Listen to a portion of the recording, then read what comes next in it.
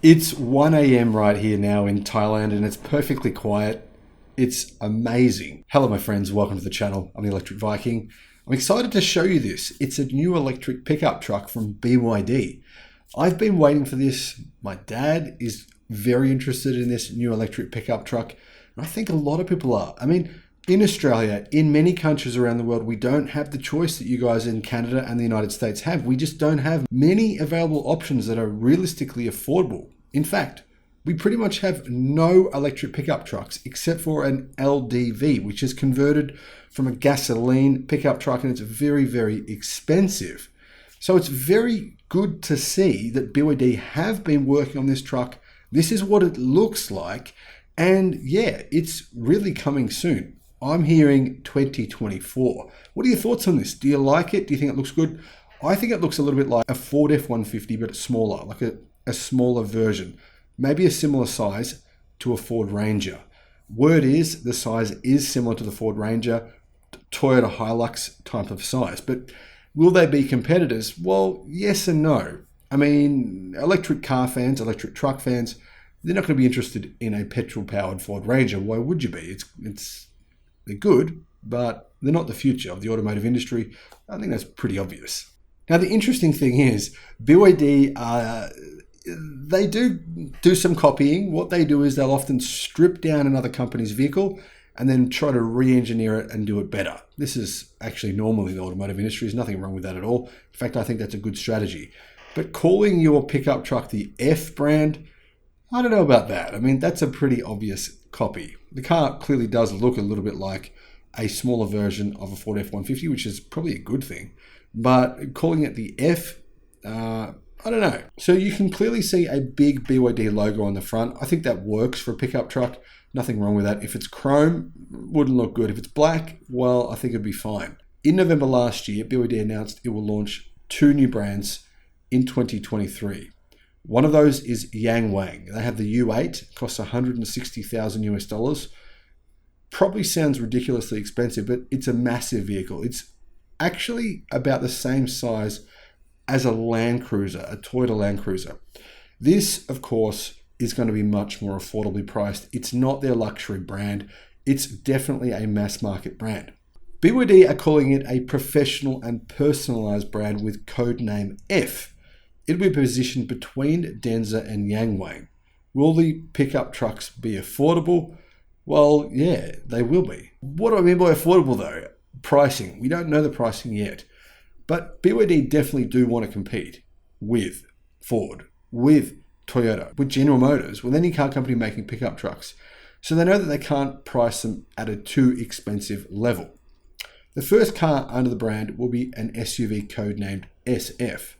It'll be set slightly under the Yangwang U8, says Car News China. The second car under the F brand is supposed to be this electric pickup truck. Now, I don't think that this idea is actually correct because Denza are the joint venture between Mercedes and BYD. Mercedes, by the way, only own 10%. BYD own 90%. Mercedes do nothing. They just put in a little bit of money. BYD does all the work. The Denza version of the Song is more expensive than the BYD Song. I don't think BYD are going to make this an expensive vehicle. They want to sell as many as they possibly can. The pickup electric truck will come in 2 drivetrain options. One will be purely EV, one will be a plug-in hybrid. That does make me a little bit concerned. It could be a compromise vehicle. Obviously, when you make a vehicle that's fully electric, you make it on a dedicated electric vehicle platform. It can get some advantages over the competition that are not dedicated EVs because, I mean, you can do things like reduce the weight, make it more structurally rigid in certain places. But if you're making it on a platform that's intended for plug-in hybrids and for EVs, there is going to be a little bit of compromise. So I'm not sure how good it really will be in the real world. Now, hopefully it's really good, but we don't really know yet. That said, there will be a lot of people that will want a plug-in hybrid version of this. Yeah, it's definitely better than a gasoline-powered vehicle. Some people are going to want 1,000 kilometers of range, or 600 miles of range.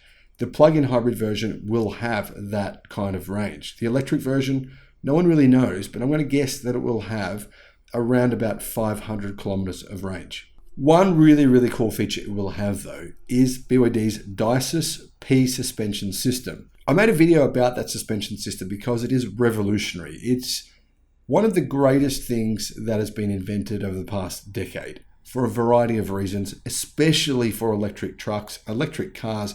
Yes, it's great, but even better for electric trucks because of how high they ride on the road. It will enable range to be massively increased in an electric ute or electric pickup truck.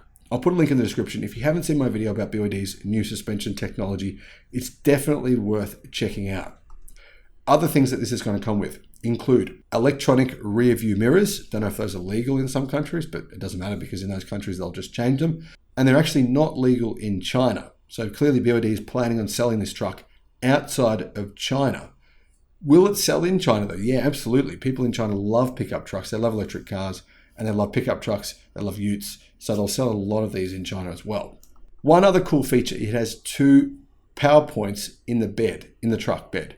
So that's a big advantage over a gasoline powered vehicle. Unfortunately for all of us here in Australia, in New Zealand, and many other countries, the UK, you guys over in Europe, we're not going to be getting these for a little while. Why is that? Well, because BYD are not going to sell them to us before they start selling them in China. They'll sell them in China first. They'll start selling them in China first. Then they'll start selling them overseas. Unfortunately, there's been a massive surge in the popularity of pickup trucks and utes, as we call them in Australia, in China. They're selling incredibly well. BYD will probably sell out their first year in China within maybe a month, the first year of production, easily, maybe even a week. So I don't see them actually coming to our markets until probably 2025. Hey, I could be wrong. Maybe BYD know there's massive demand for this truck and maybe they'll actually build lots of them. But I suspect that it's going to take a bit longer to get to us for that reason. Who are its competitors? Well, it won't be sold in the United States, so it won't be competing against the F-150 or obviously the Rivian R1T or anything else coming out of the US. It'll be competing with the Geely Radar, the RD6, by the way, very cheap. You can buy one of those in China for $35,000 US. Absolute bargain of a pickup truck. Hopefully the Geely Radar comes to other countries as well. I suspect that considering Geely make it, it will. And the other good thing about that is BYD know they can't price it too high because the RD6 is very affordable. Then you've got the Dongfeng Rich 6, and there's a range of other internal combustion engine pickups and utes available in China, but they won't really be direct competitors. However, LDV have a new electric pickup truck that they're bringing out as well, which is a dedicated EV platform. Looks amazing. I'll have a video on that one as well very soon. Now, I don't know if this pricing is true, but carnewschina.com say the price will be 400,000 to 600,000 yen. That's 58,000 to 87,000 US dollars, meaning it's not going to be cheap if that's the real price. 58,000 as the base price. That's, I think, too expensive. Why? It's definitely not as big as a Ford F-150 and it's starting at a pretty high price. Hopefully Car News China are wrong on that price and it comes in more affordably than that. What are your thoughts on this? Would you consider buying one? Let me know in the comments, my friends. Thank you for watching. Bye-bye.